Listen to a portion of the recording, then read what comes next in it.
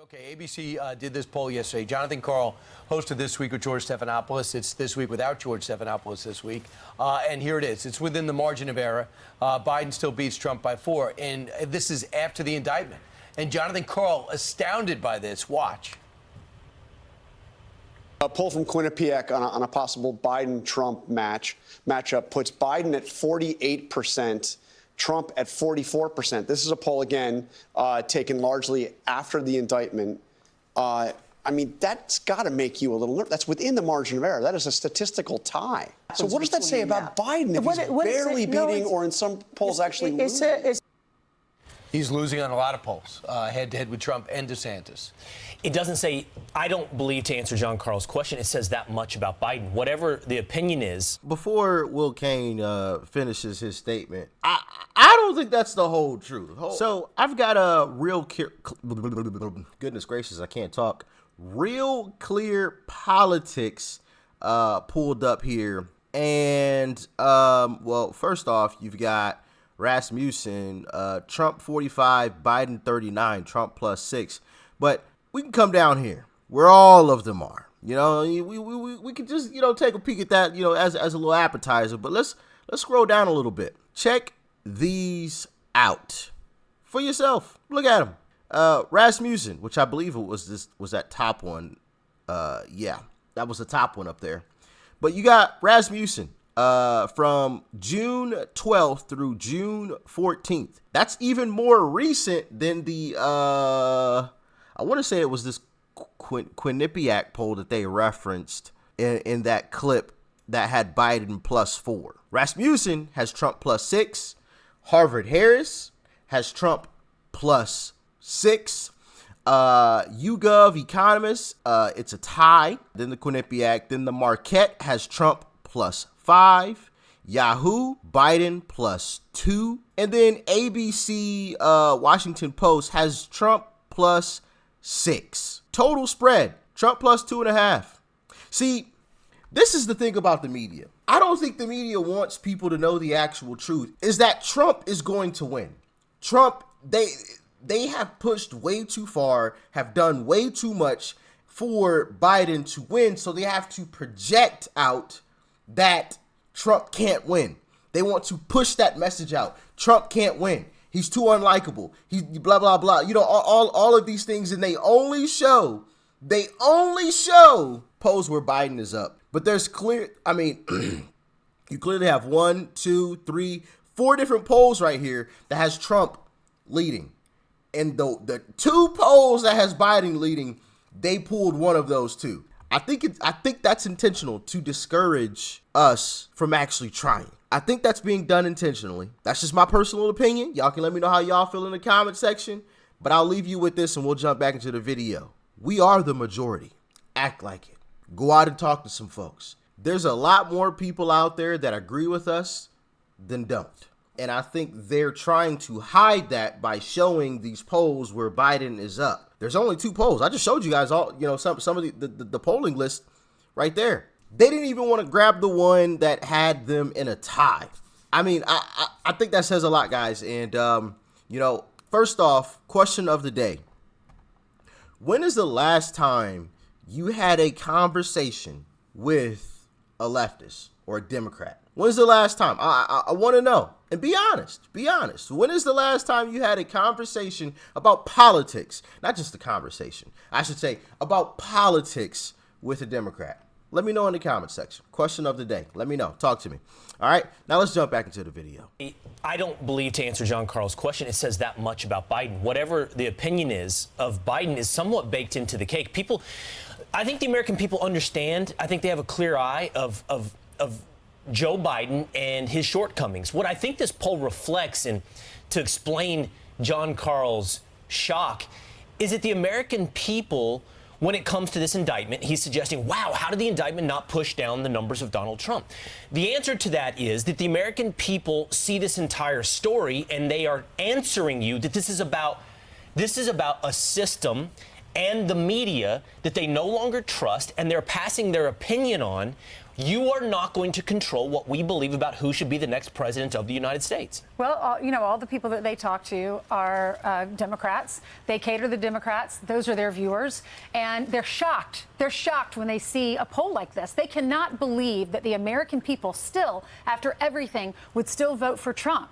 And then you have Republicans, and they are shocked that they're not covering it fairly, that this is happening to Trump and not to Biden, who also had classified information. And there's a part of them that feels like he is not being treated fairly, so we will vote for him because we know we like his policies, he's tough, and we see now the curtain is open and we see what's happening to him. To dig a little deeper in that poll, I thought this was fascinating. Republicans and independents who lean Republican. In February, they were asked, what do you think of Trump? 68% said they have a favorable view. Now, it's at 76% have a favorable view after 2 indictments. That's because what I'm trying to say is we often look at these polls and we look at elections and we say that's a referendum on a politician. In this moment in time, that poll is a referendum. I'm using him as an illustration, but that poll is a referendum on you, John Carl. That's a referendum on the FBI. That's a referendum on the Department of Justice. That's a referendum on all you thought would impact the minds of the American people. And instead, what the American people are saying is, yeah, I don't think we want to hear what you have to say anymore. We don't. You have no trust. 2 things stood out for me this weekend. Which also leads to a very interesting situation because, as we talked about before, I do feel like there's some powers that would love to have us in a communist state or a communist situation here in America. And now that I feel like they've pushed too far, and now that they're seeing that, oh, they're not listening to us anymore. We're throwing every indictment we possibly can. We're shaming this guy at every single possible turn, and they're just supporting him even more. This is just rallying them. What do they do? What is their next move? Do they? And this is my question to you guys. I have no clue. But do they, suck up to Trump because they just have no choice? The American people at large are rallying behind this guy.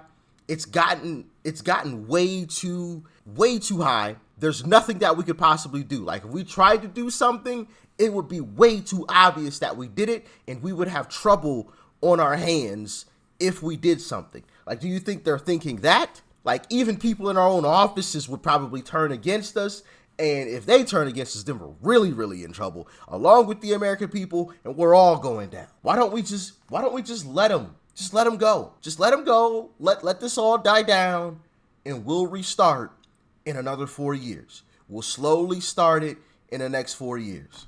What are y'all thinking? Is that their thought process, or are they just like, all right, no, we're pushing the pedal to the metal. We're throwing this guy under the jail. We don't care what the American people say, how they feel about it, yada, yada, yada. If they want to cry and yell about it, we'll throw them in jail. Like, do you think they're just going to go all in, or do you think they're going to back off?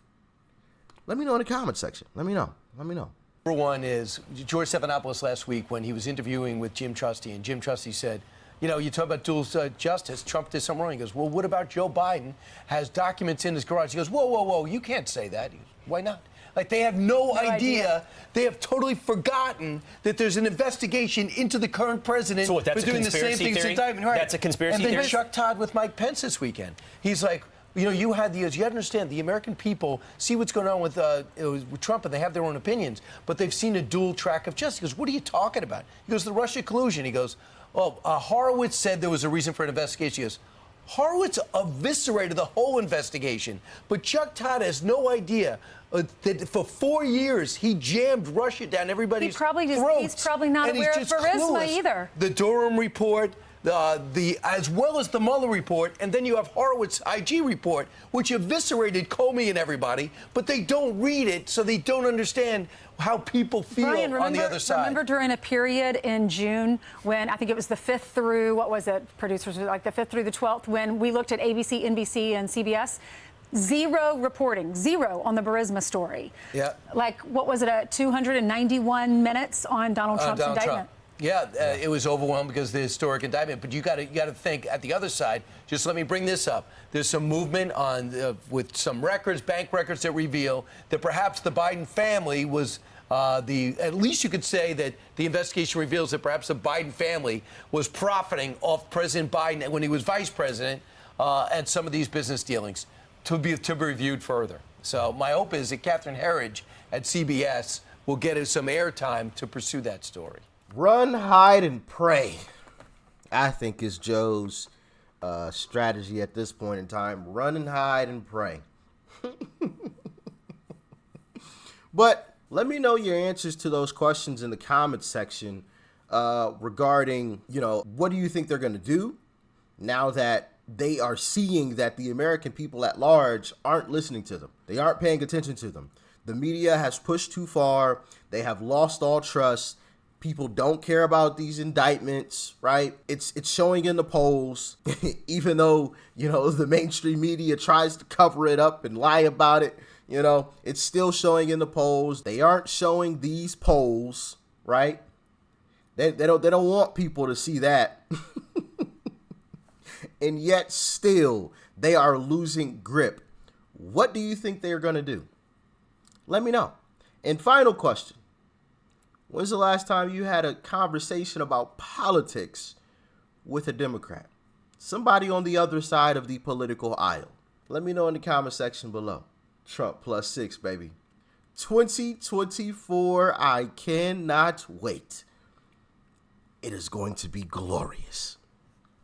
Peace and love. I'm out.